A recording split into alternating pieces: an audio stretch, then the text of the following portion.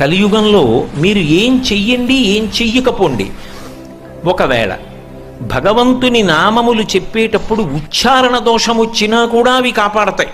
అందుకే అపశబ్దంబుల కూడియున్ హరిచరిత్రాలాపనముల్ సర్వపాప పరిత్యాగము చేయు కావున హరిన్ భావించుచున్ పాడుచున్ జపముల్ చేయుచు వినులన్ వినుచు అశ్రాంతంబు కీర్తించుచున్ తపసుల్ సాధులు ధన్యులౌదురు కదా తత్వజ్ఞ చింతింపుమా అంటాడు నారదుడు వ్యాస భగవానుడితో మాట్లాడుతూ.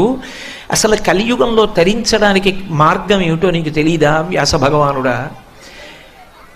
అపశబ్దంబుల కూడియున్, మాట్లాడుతున్నప్పుడు ఉచ్చారణ దోషం వచ్చినా అది భగవన్నామమైతే మాత్రం మనిషిని కాపాడేస్తుంది.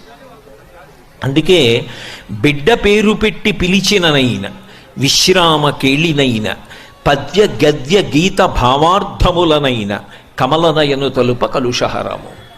బిడ్డకి భగవంతుడి పేరు పెట్టుకుని బిడ్డని పిలవడం కోసం పిలిచినా సరే, లేదు ఏదో ఆట ఆడుకుంటూ అవతల వాళ్ళకి ఆ పేరు మనకి ఈ పేరు పెట్టుకుని ఏదో ఆడుకుంటూ అవతల పక్షం విశాలాక్షి యువతల పక్షం భ్రమరాంబ పక్షం అనుకుని పిలుచుకున్నా, లేదు పద్యంలోనో గద్యలోనో గీతంలోనో ఆ పేర్లు పలికిన అవి చివరికి ఏం చేస్తాయంటే పాపములను పోగొట్టి భగవంతుని వైపుకి తీసుకెళ్ళిపోతాయి. ఎందుకంటే